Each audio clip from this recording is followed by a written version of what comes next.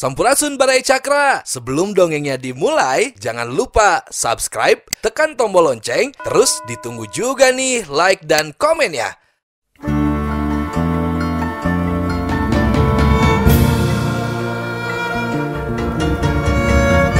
Baraya Cakra, parantos waktosna 80,5 FM Radio Cakra, midangkeun dongeng Sunda Dora-Dori.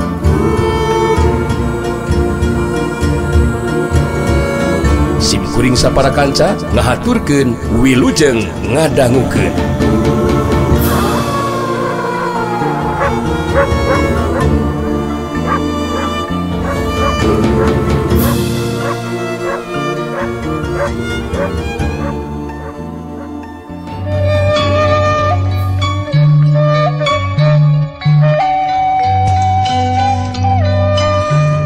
Marunggi ngagero kaget bisa karasa nyeri.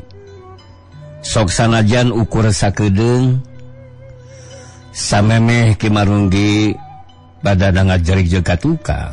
Harita Ki Marunggi masih kene sempet ngasupkeun panarajang balesan tajongan suku katuhuna kana badan lawan ngajadikeun Nang Bule ngajengkang ka tukang. Sakyu kekeus. Nah, benang dada aing anjir. Halah. Sasak oge anjir kalasana goblok ah. Nang Bule ngajengkang ka tukang. Sedengkeun Ki Marunggi ngajar jeung ka tukang, tapi gancang mancuhkeun di tangtunganna. Sedengkeun Nang Bule ngajengkang ka tukang, meh bae rubuh ngabebangkang, tapi Nang Bule gancang ngajaga kasamyangan badana, terus mancuhkeun di tangtunganana. Nang Bule sok sanajan dadana kabeunangan ku tajongan lawan. Tapi daya tahan badan Nang Bule geus kalati asak. Alhasil tina latihan ngeueum maneh di sumur Jalatunda waktu keur aya di Dangyang Alas Purwa. Nang Bule ngahuleng bingungeun oge mikiran cara pikeun ngungkulan anu dilawan. Harita Nang Bule jadi ras inget ka Sirawing anu jadi akina. Dina kayaan keur ngahulang kitu Nang Bule jadi kageteun waktu ngadenge sora Sirawing nu ditujukeun ka Nang Bule.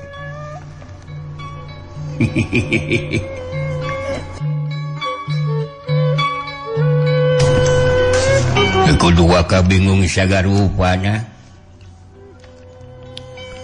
Hafanan kekuatan ilmu lawan teh aya kelemahanana nang. Jadi anu kudu dilakukeun kudu dihidup mah kudu bisa nyaula kana rahasia kalemahan nu dilawan. Kapanan nari panarajangkeun kana kalemahanana mah mangka anu dilawan teh bakal bisa diungkulana. Tapi aki teu boleh ngengetan di mana lawan geus eueuh daya pikeun ngalawan. Pomaja ulah rek dibinasa apanan jeung tibatan dibinasa mah leuwih hade digeuing we sina babalik pikir sina sadar jeung eueuh sadana lamun bisa ngagabungkeun diri ka barisan Darmayuda. Kahayeuna ku aki bakal dibejaan ngeunaan kalemahan anu dilawan. Sakaligus jeung naon tindakan anu kudu dilakukeun ku hideuk ya. Harita Sirawing ngabejan rahasia kalemahan kakuatan ilmu lawan jeung tindakan anu kudu dilakukeun ku Nang Bule.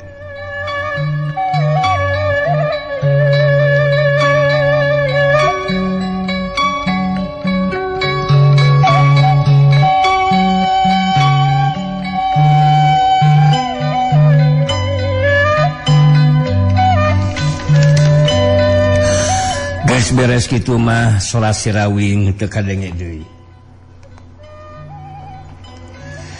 Ningali Nang Bule kalah kangahuleng bangun anu bingung, harita Ki Marunggi nyeungsirikeun ka Nang Bule bari nyarita.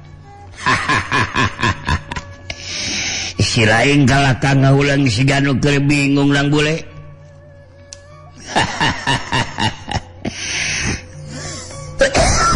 Tadi panarajang si lain cukup hebat euy. Dewek tepikeun ka ngajarik jeung ka tukang.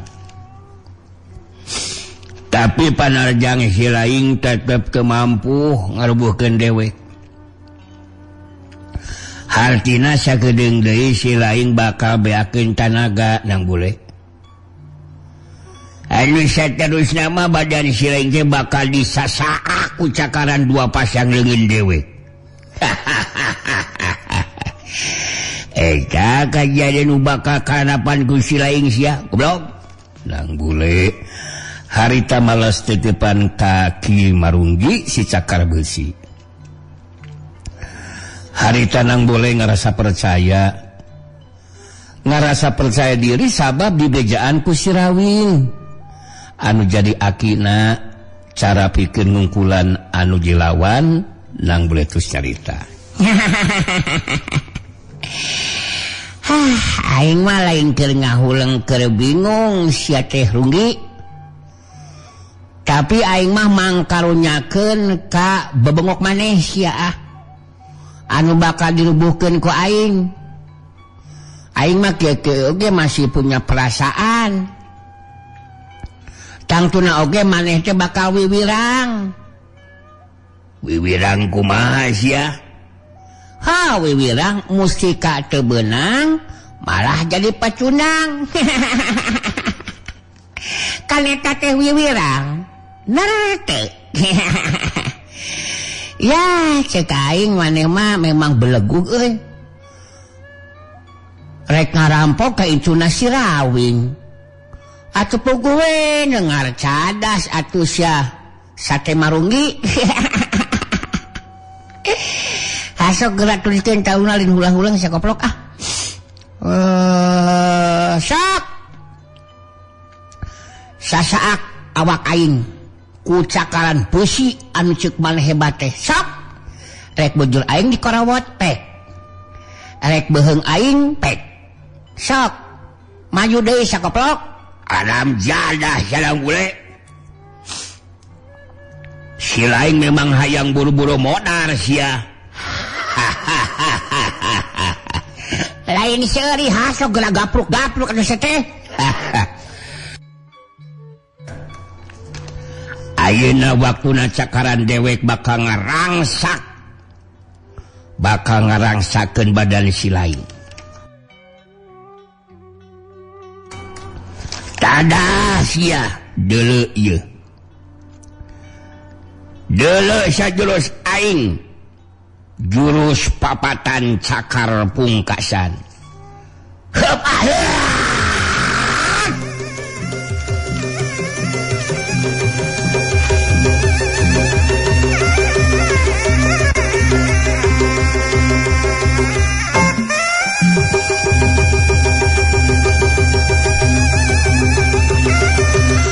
Jurela cung. Ki Marunggi si cakar besi maju naraja. Harita panarajangna jadi leuwih garang pikeun nu jai lawan. Sohiuk. Cuelat los. Ngan sakolepat harita Nang Bule geus aya di tukangeun badan lawan. Samemeh Ki Marunggi bisa nebak kana tindakan Nang Bule. Harita di luar dugaan lawan. Nang Bule ngajelat. Saterusna Nang Bule diuk dina luhureun tak-tak lawan. Ka aya Nang Bule siga anu keur dipunggu. Kajadian saterusna samemeh Ki Marunggi leungit ka kagetna. Harita curug kenca jeung katu Nang Bule ngagabres kana liang cilawan geus dampal leungeun katuhuna Nang Bule ngahantem kana lebah mun Ki Marunggi anu botak eueuh buukan. Jora kalayang bulok diuk dina tak-tak sapasang cuk langsung digabreskeun kana sapasang liang ceuli Ki Marunggi. Sukebros disusul ku dampaleungeun katuhu anu ngahantem kana emun-emunna Ki Marunggi. Sat hiuk syut jebret teh.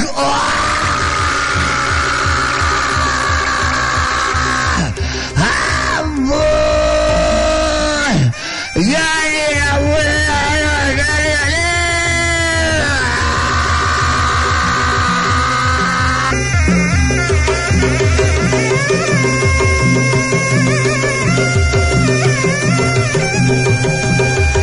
Ki Marunggi ngageronahan ka nyeri sedengkeun Nang Bule ngagajeng luncat turun ka handap bareng jeung ngagedorna Ki Marunggi anu nahan ka nyeri atau ngagerona Ki Marunggi anu nahan ka nyeri harita opat leungeunna balik deui ka asal jadi sapasang leungeun nu dipake nyepengan sirahna. Harita Ki Marunggi nyelonton ka hareup salonton gebruk brak Ki Marunggi deku bade humaregung nahan ka nyeri. Aduh Haji si lain telaga sedang mulai goblok. Aduh Haji dewek dengar di naon sababna siling bisa nyaho rahasia kelemahan ilmu dewek. Aduh goblok aku adan dewek leungis sedang mulai Haji jorela cilung Nang Bule nangtung dihareupeun Ki Marunggi anu keur deku bari humaregung nahan ka nyeri. Nang Bule bari merhatikeun kayan Ki Marunggi tu carita.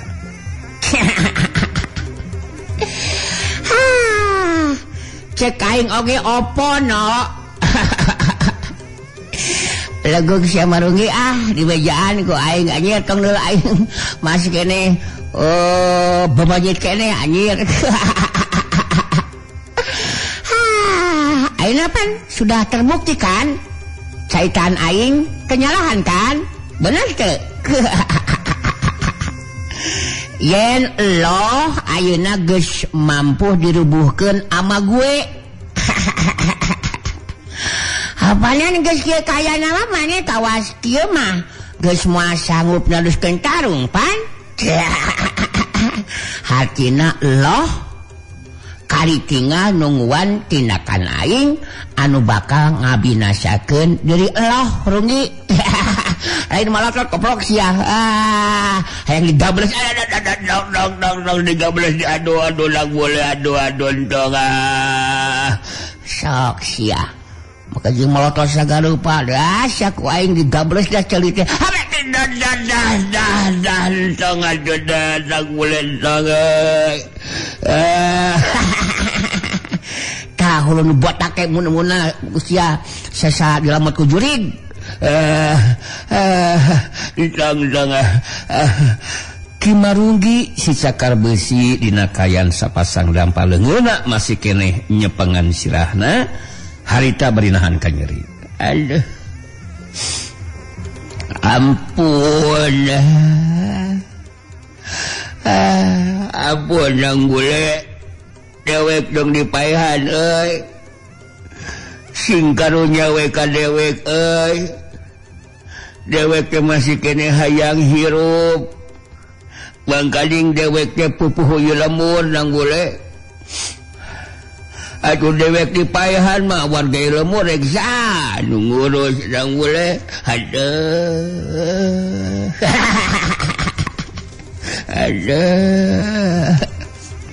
Aduh nyeri. Itu mah rasain aja, emang salah gue itu salah lo.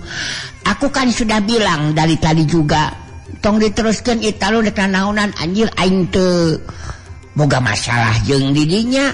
Ujug-ujug didinya make jeung hayang ngabogaan mustika. Mikir ya atuh mikir. Diasupkeun ka barak we bejakeun ka Dede Mulyadi we.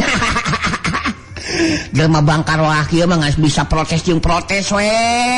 ari mele contoh tuh balik tuh kan sa bapak aing goblok. Aduh. Arewa jadi pupu. Pupu lemur teu bisa tuh doakeun di dieu. Aing mah teu boleh ngadukung sasaoge pupu lemur anu balik mah aing mah.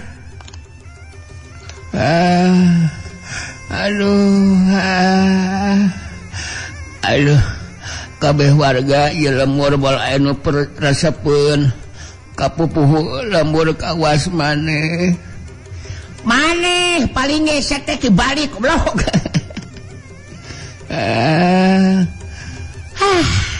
Ieu mah dasar geus mimiti elor ya uteukna. Maneh mah jadi pupuh lemur oge moal aya kabalegan anjir. Mun dijentekeun ku aing. Kabeh warga ieu lemur moal aya nu resepkeun ka pupuh lemur kawas maneh runggi anu teu mere contoh nu baleg. Ayeuna aing rek nanya naon hubunganana mah jeung Warangkas Jaya. Hasok jelaskeun ku aing lamun teu dek ngajelaskeun di asupkeun ka barak ku aing sia. Dihijikeun jeung lele dumo sia ku aing. Sia bejakeun ka bapak aing sia. Sok jelaskeun. Naon hubunganana maneh jeung Warangkas Jaya? Sok ngomong sia. Teu ngomong dibebekeun ku aing sungut teh. Awas ya tong ngawadul anjir. Dewek mah anggota barisan Warangkas Jaya. Jadi pupuh ieu lemur diparentahkeun ku Ki Warangkas nang. Aduh. Ieu sirah asa bejat nang. Lagis pernah kitu sirah bejat. Ada kitu babasanana. Jadi kitu jelasna kayan dewek teh nang ule. Kumaha sirah mane asa bejat teh kumaha sia? Keun Kirunggi keur usumna ayeuna mah sirah kalasa bejat teh. Komoh tangga kolot mah anjir. Kalah mikiran itu mikiran ieu pemasukan jeung pengeluaran teu saimbang bejat kana hulu teh anjir. Apanan kitu cek aing oge anjir. Ku aing geus bisa katebak maneh salah saurang jago kolot anu geus dimangpaatkeun ku si Warangkas. Tak terus ari maneh geus nyaho jeung ngarti mun si Warangkas teh jalma ti golongan jahat ha? Tah maneh ungeuk tah, maneh ungeuk tah. Ngandung hati maneh ge nyaho si Warangkas teh jalma jahat. Nah kunaon atuh maneh kalaka tunduk patuh ka jalma nu jahat tuh nge? Mikir tuh teh kawas lain kolot log. Nikel dia mah. Tong dituturkeun jelema balik mah da mah balik ka ituna oge. Nu eceug we nu eceug. Dewek mun teu ngalaksanakeun paletahna Ki Warangkas. Dewek tangtu bakal dibinasakeun nang ule. Jadi dewek teu kapaksa we ngalaksanakeun parentah teh lantaran sieun nang ule. Aslina da dewek mah teu ngabohong. Dek dibentar ku elap. Lamun ngabohong tah. Dek kesrek salah lemur dewek mah nang ule. Jadi sanajan dina jero hate mah dewek karasa teu panuju ku tindakanna Ki Warangkas. Tapi dalah kumaha atuh dewek betah keneh hirup nang ule. Kitu tah kayaan dewek nu sabenerna teh nang ule. Nang bule da puguh tetesing getih sirawi. Sok sanajan can manjing dewasa, tapi nang bule geus mibanda jiwa kapamimpinan jeung pahlawan dina mangsana merangan tindak laku kajahatan. Harita kunang bule diberi gambaran ngeunarasan ti anu keur nyusun kakuatan barisan Darmayuda pikeun ngimbangan kakuatan barisan Warangkas Jaya nu dipimpin ku Ki Warangkas.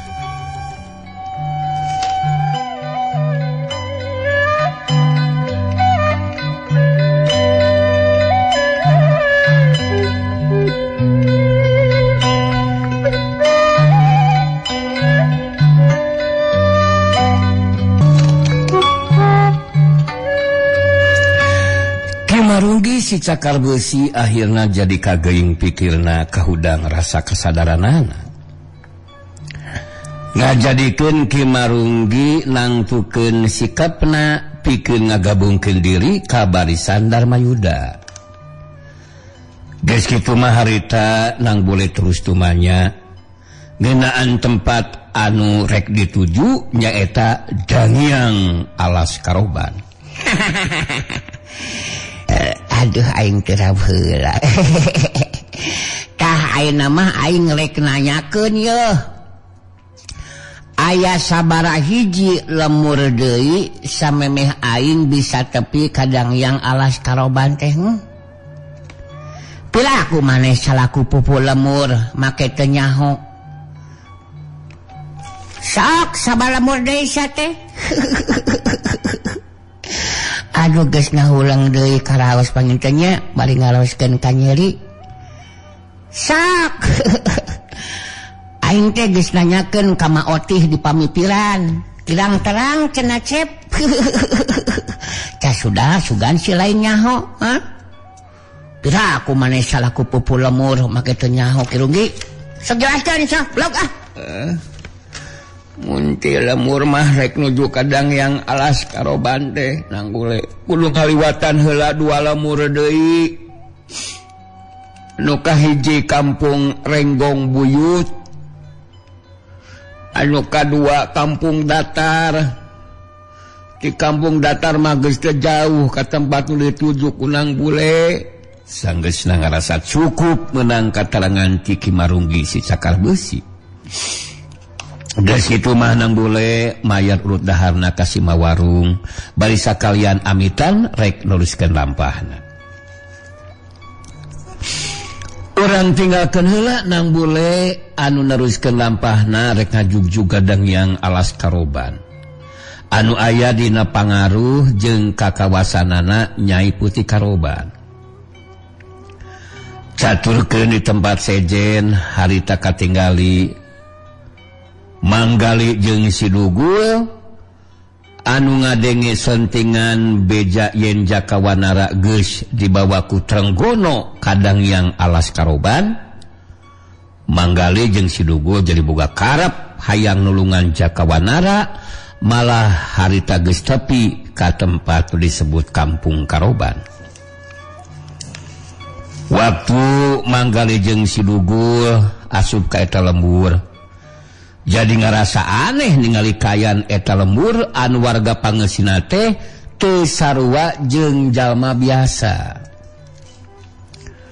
Harita bari jeung nyarane kana tatangkalan bari nangtung. Harita Manggali jeung Sidugul dina jarak anu rada anggang marhatikeun anu buligil teu make baju ngan saukur di calana pondok. Kawas koteka lah lamun di Tatar Papua mah.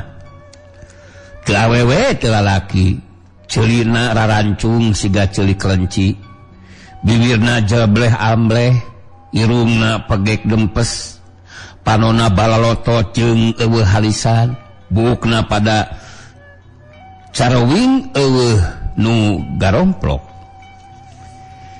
Ningali eta kayaan pikeun Manggali jeung Sidugul mah puguh memang can pada nyalaheun yen mun eta warga eta lembur teh satengah siluman. Manggali nyarita bari ngaret ka Sidugul. Aduh, sungguh menjadikan aneh meninggali warga yang ada di Kampung Karoban ini. Kaya di sini menjadikan kaget dan terheran-heran. Apabila kalau kita mendele dengan keadaan orang-orangnya tidak saluas seperti kita gitu. Kemudian alah, apa iya ini tehnya jelema atau nampi kelenci ini tehnya. Kemudian juga Manggali akan memeres saran kepada Jang Dugul nih, supaya Jang Dugul janganlah terus-terusan memikirkan perubahan sora yang agak ngegedean. Ya, tidak seperti biasa. Nah, jadi Jang Dugul lebih baik. Ya, sudahlah, terima kasih saja. Ya, apa adanya lah. Siapa tahu yang Dugul lebih disegani lagi lah kalau punya suara yang beda gitu ya. Udah. Jangan dipikirkan yang sedang kelelapan sama Jang Dugul pada saat ini, ya. Jangan terus-terusan menghuleng, melamun gara-gara suara jerobah. Karena mungkin saja itu ya sudah dari sananya Jang Dugul, ya. Jangan harus bersyukur dong. Kalau kemarin-kemarin Jang Dugul kan gitu suaranya. Seperti kalau di wayang mah seperti itu apa buta di padalangan, di pawayangan. Jadi itulah saran dari Manggali mah. Yang baik ini dan tidak sombong, ya serta rajin menabung.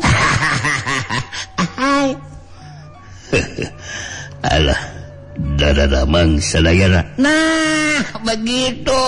Selajang Dugul bagus sekarang mah wibawaan. Kuing ge geus jadi pikiran ngeunaan aya saeutik perubahan kana sora Manggali. Jadi anu dipikiran ku aing mah rek dikumahakeun deui jakawanana teh. Make jeung dibawa ka dieu ku si Tenggono. Anu ceuk beja mah cenah eta si Tenggono teh murid tunggalnya Nyai Putih Karoban anu ngawasa Danghyang Alas Karoban. Jadi anu diselempangkeun kuing mah ngeta moal-moal. Jerobah deui. Sok awas mungkin tadi kalau dari tadi tong perobah di kanu baheula. Alah kena tes.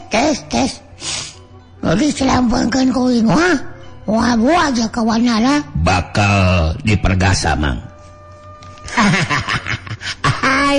Aduh, Jang Dugul suaranya aduh. Bagus yang ngobeldak tadi Manggali ge membogaan perasaan yang persis seperti itu Jang Dugul ya. Eta hate menjadikan Manggali membayangkan hal yang mengkhawatirkan akan keselamatan Jakawanara. Akan tetapi bagaimanapun juga hal yang lebih penting lagi Jang Dugul di mana saat ketika nanti akan menying harapan si Tenggono yang saat-saatnya kita teh belum nyaho dan belum tahu ya dengan kemampuan si Tenggono, andaikan saja taruh ke kata lah. Dan apabila kita kedua dapat mengelehkan si Tenggono, maka bisa sudah dipastikan kita juga akan adu harapan dengan Nyai Putih Karoban yang merupakan gurunya si Tenggono gitu Jang Dugul. Dengan demikian kita juga ya harus iatnya dah. Iat R. Harus iat R. Dan mamas pada akan segala sesuatu apapun juga yang akan merandapan pada diri kita. Pada diri kita berdua. Pokoknya mah ya kita harus tatan-tatan kepada apapun juga yang akan terjadi kepada kita berdua Jang Dugul. Dadadamang sadayana. Memang benar Manggali. Dina bangsana rek nulungan Jakawanara teh bakal ngarandapan lawan nu teu bisa dianggap enteng. Apaan gitu Janes? Tapi itu bagus Bang Jang Dugul, jangan sampai suaranya berubah lagi ya. Tapi sudah seperti tadi ya, jangan balik lagi ke belakang. Tapi kadang-kadang sok sono suara kita Manggali. Aduh mataku payah nu dilakukan kurang teh. Sarua jeung narohkeun nyawa mun urang anu unggul bakal salamet sadaya. Sabalikna mun urang eleh jajaten, urang duaan kitu di Jakawanara bakal balik tinggal ngaran Manggali. Yang memang pasti oge akan seperti begitu Jang Dugul. Tapi sebentar dulu ya. Sebentar dulu ya Jang Dugul. Itu coba perhatikan sama Jang Dugul, sepertinya ada perempuan yang datang menyamperkeun ke sini. Halah. Eta buah dada payudaranya sudah lail begitu. Bisa dibelikan karena tonggong. Aduh, maniku bahagia begitu Jang Dugul. Alah, itu mah bisa dipakai ngagaplok Jang Dugul. Menjadikan seperti mau ragrag begitunya. Alah, kayaknya mah di sini teh sudah tidak ada lagi yang neueur. Menjadikan betul sekali eta perempuan teh menyaparkan ke sini. Tuh jang dugul. Bener we cek Manggali. Eta awewe anu memang salah sahiji warga eta kampung teh datang nyamperkeun ka lebah tempat namang Gali jeung si Dugul. Sanggeusna deukeut eta awewe teh terus nyarita sorana ngirung basana teu kaharti. Sumbot tangan ngongkong telele Uding napi sinalokun tilili Manggali jeung si Dugul silih rewet lantaran memang tengardi kana caitana eta awewe satengah siluman. Manggali nu leuwih ti lah carita. Naon cenah kapati lele. Ahai. Ari kamu teh mau ngomong apa? Sambil ulal-ulal begitu lagi. Ngomong apaan kamu teh? Saya mah tidak mengerti. Menjadikan sama sekali tidak terus omongan idinya teh. Masa kamu tidak bisakah mengomong yang benar dan keharti sama saya berdua? Jadi kalau tidak keharti bagaimana saya berdua bisa kumaha menjawabnya? Kalau bahasanya seperti itu mah coba yang keharti ngomongnya. Batamnya nah.